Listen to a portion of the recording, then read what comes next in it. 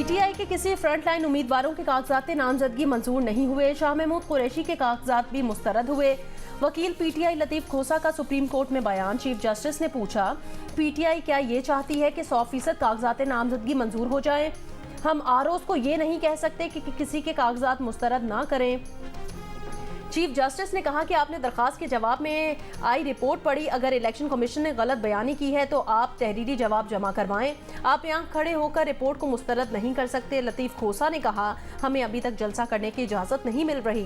दफ़ा 144 लगाकर हमारे खिलाफ कार्रवाई हो रही है। चीफ जस्टिस ने कहा, दफ़ा 144 और MPO सब के लिए होगा, सिर्फ PTI के लिए नहीं।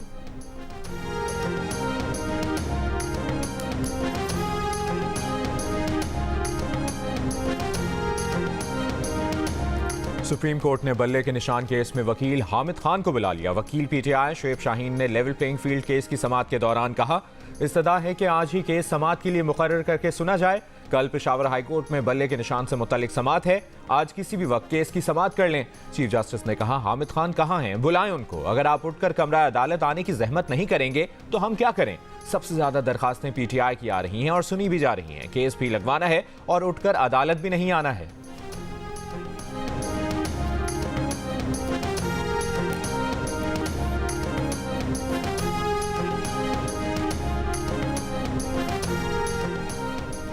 बज़ाहिर गैर ज़रूरी मालूमात को बुनियाद बनाकर उम्मीदवारों के कागजात नामजदगी मुस्तरद किए गए। हम रिटर्निंग अफसरान के खिलाफ कार्रवाई के लिए आगे बढ़ रहे हैं।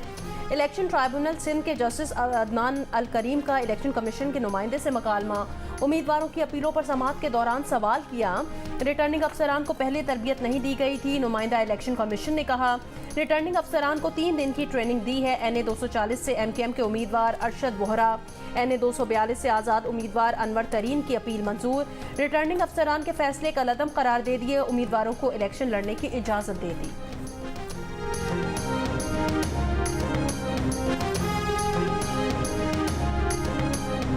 कराची के हल्का NA 242 से शहबाज शरीफ के कागजात मंजूरी के खिलाफ अपील पर समाअत।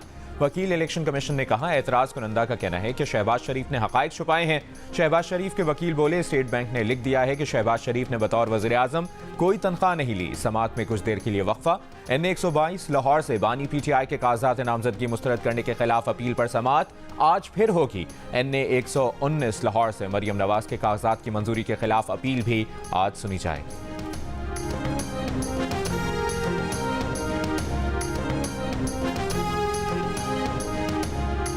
तोशाखाना और 190 मिलियन पाउंड केस की समाअत आज अडियाला जेल में होगी। अदालत ने तोशाखाना केस में बानी PTI और बुशरा बीबी पर फर्दे जुर्म आयद करने के लिए तलब कर रखा है।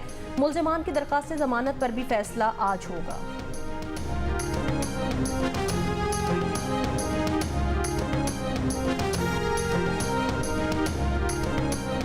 बाजौड़ में पुलिस ट्रक के नजदीक धमाके से 5 एहलकार शहीद, 10 अफराद जख्मी। पुलिस एहलकार इंसदाद पोलियो टीम की सिक्योरिटी के लिए जा रहे थे। वाकया तहसील मामूद के इलाके बैलोट फर्श में पेश आया।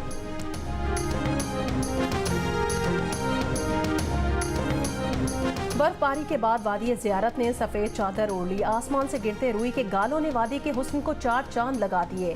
दरा, घर और गाड़ियां बर्फ से ढक गए। शिमाली बलूचिस्तान में बर्फबारी और बारिश का दूसरा स्पेल। कान मेहतरजई और तोबा काकड़ी में भी बर्फबारी। कोयटा में हल्की बारिश। चमन, किला अब्दुल्ला, पिशीन, मुस्लिम बाग, नोशकी और चागी में मूसलाधार बारिश। पहाड़ी नदी नालों में तुगयानी। आज बालाई खैबर पख्तूनख्वा, खित्ता पोठोहार, गिलगित बल्तिस्तान और कश्मीर में हल्की बारिश की पेशगोई। रावलपिंडी, इस्लामाबाद समेत पंजाब, KPK और बालाई सिंध में आज भी शदीद धुंध से फ्लाइट ऑपरेशन और ट्रैफिक मुतासिर रही।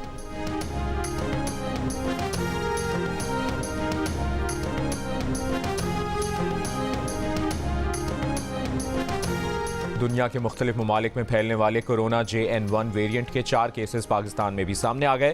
तर्जुमान वजारत सेहत का कहना है कि चारों अफराद में हल्की अलामात थीं, बगैर किसी पेचीदगी के सेहतियाब हो गए। निगरां वज़ीर सेहत का कहना है कि इंटरनेशनल एयरपोर्ट्स और तमाम दाखिली और खारजी रास्तों पर स्क्रीनिंग का मौसर निज़ाम मौजूद है।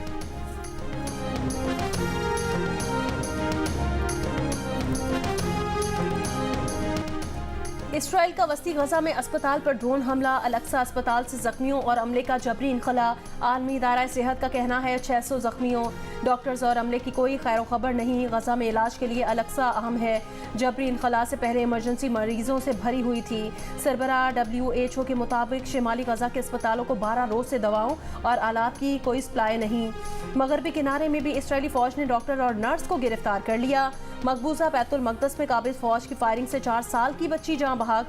वस्ती गजा के इलाके दीर अल बलाह में घर पर हमले में 8 फलस्तीनी शहीद। यूनिसेफ के मुताबिक गजा में हर रोज 10 से ज्यादा बच्चे मुख्तलिफ आज़ा से महरूम हो रहे हैं।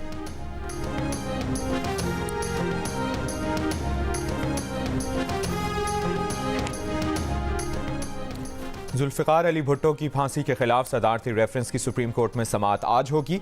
चीफ जस्टिस काजी फ़ाइज़ ईसा की सरबराही में 9 रुकनी लार्जर बेंच समाअत करेगा। जस्टिस सरदार तारिक, जस्टिस मंसूर अली शाह और जस्टिस याहिया अफरीदी बेंच में शामिल। जस्टिस अमीनुद्दीन, जस्टिस जमाल मंदोखेल और जस्टिस मोहम्मद अली मजहर भी बेंच में होंगे। जस्टिस हसन अजहर रिजवी और जस्टिस मुसर्रत हलाली भी 9 रुकनी लार्जर बेंच का हिस्सा हैं। साबिक सदर आसिफ अली जरदारी ने यह रेफरेंस अप्रैल 2011 में दायर किया था।